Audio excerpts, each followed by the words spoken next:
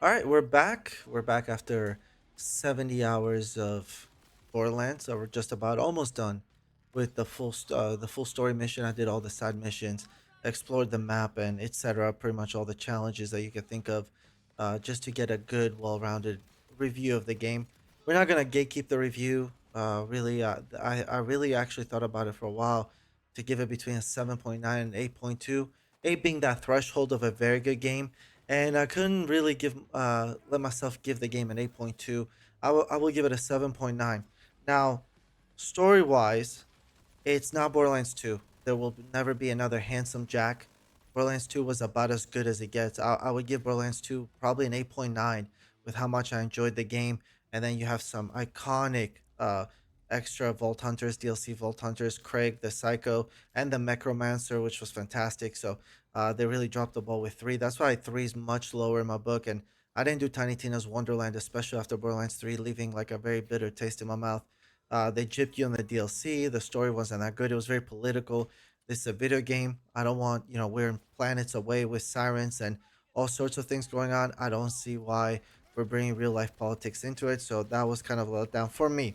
Now, the gameplay in 4 is same Borderlands with a couple of new features that when I saw them, I thought I would hate them.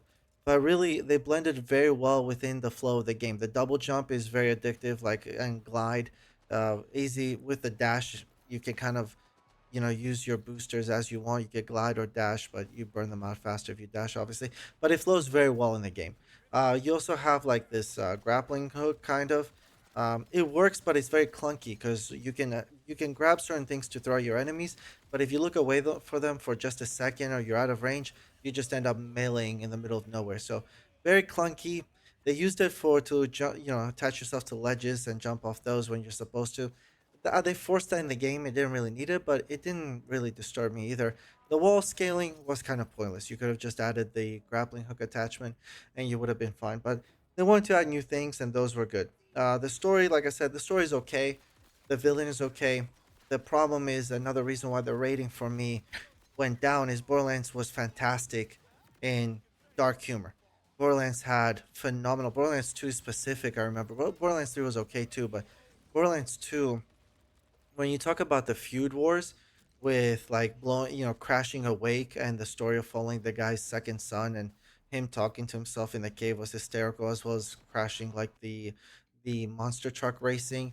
That was phenomenal. Dr. Ned or Zed. I know I'm like letting myself down and letting you guys down here, but it was the arms dealing one was fantastic. Like funny missions that you didn't mind running back and forth because it was just it was you enjoyed the story of it and that walked you through the replayability, as well as another one that made me laugh so much was Henry, the stalker.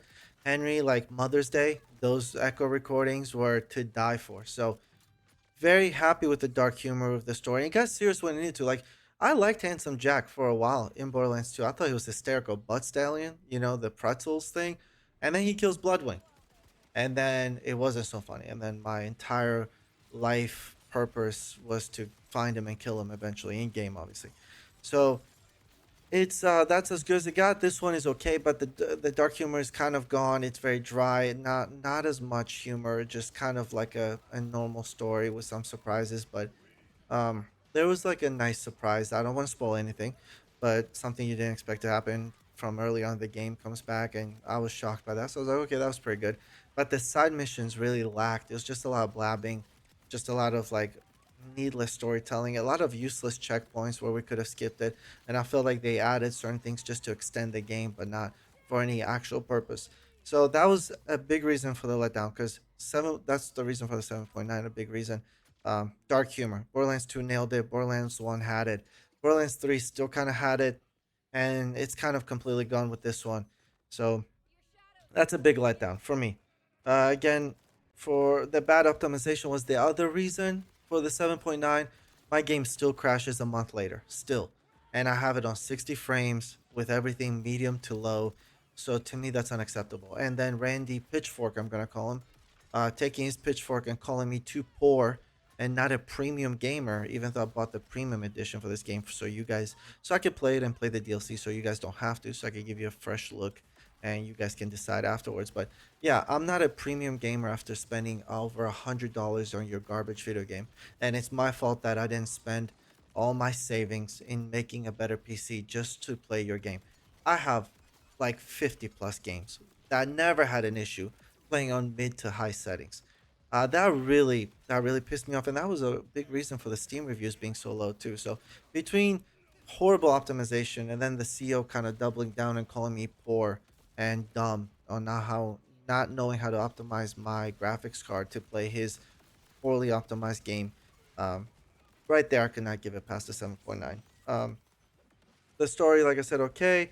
The DLC now, the encouraging thing is we are getting DLC, and there should be DLC Vault Hunters. Obviously, I think they released a preview of one, so I had it up there on my YouTube Shorts, and I'm looking forward to that. Cash was his name, and he looks sick. He's like a mechanical cowboy, so it does not get better than that. So now, for those people that were saying, "I'll just wait a little bit, and the game is gonna, I'm gonna get it for cheaper." I just want to say applause, congratulations, you were very correct. The game was already like 20% off a couple weeks after it came out. That's kind of unheard of, really, for a brand new game to be out like 20% off immediately. And they've come out with patches, they sure have, but it's still not fixing like the whole issue. My game still crashed yesterday, and I haven't excuse me, I haven't updated, like changed any of the settings. Medium to low, 60 frames. So I'm playing an Xbox 360 game because apparently I'm not doing well enough in life to afford to play Borderlands 4. As you can see, some of the gameplay, obviously, um, it's pretty good. 7.9. You guys can wait and get the Game of the Year edition because it's not like a ranked, something you have to play daily. You can just wait and play with your buddy. That was a good call. Again, I salute you. With this review, you can kind of see some of the gameplay with no spoilers and decide if this is something you like. Again, as for me, farming, some people complain about the other note that I want to say. A lot of people complain about the drop rate now being too low for legendary weapons. I will say one positive that has come out with the new weapon system where the weapons come mix matched, where you can have a TDO with like the gyro jets of torque. You have some amazing purples. I've had some purples. I've had purple shotgun TDR with, I know I'm blabbing on like kind of nerdy here, but TDR with the torque landmines, not landmines, like mines, right? And you fire 8 of them for each shot, and they do 8,000 damage a pop. So I'm blasting through badass enemies and bosses, and I'm doing like half the damage with just a purple shotgun. So you can find some amazing weapons. You don't need to farm for gold all the time. You can kind of wait until you max your character out. And as we know, by next season, they're going to reset the skill ceiling. So really, it's not worth, just spending 10 hours farming for one weapon when you're going to outgrow it. So amazing purples, that's another big heads up for that. That get you through the game. For me, the drop rate, like Borderlands 2 drop rate was kind of low. Borderlands 3 became ridiculous. So Borderlands 4 has, I want to say, about the same drop rate as Borderlands 2. That's what it feels like to me. So it can be frustrating, but with Moxie's like Encore right there, just being able to farm a boss so much more effectively, that's a huge quality of life change again. It's not that big of a deal to me. Now, if you guys find it annoying, I completely understand. For those of you that bought the game, I want to know what you think, what your review of it is. Did it bother you that Randy called you kind of ball poor if you can't run the game, or does your game run fine? If you're on console, I wonder if it looks about the same as mine, but really, any game right now should be running 120. Again, if you didn't buy it, congratulations. That's all I can say. Great call, Diamond Hands. I salute you. I'll keep buying these games first. If you guys want to, for me to do the reviews, if you guys want to see them, just so you know what you're getting into. As a person that bought all four Borderlands so far, the main titles, it was okay. It's pretty good. Could have been better. Has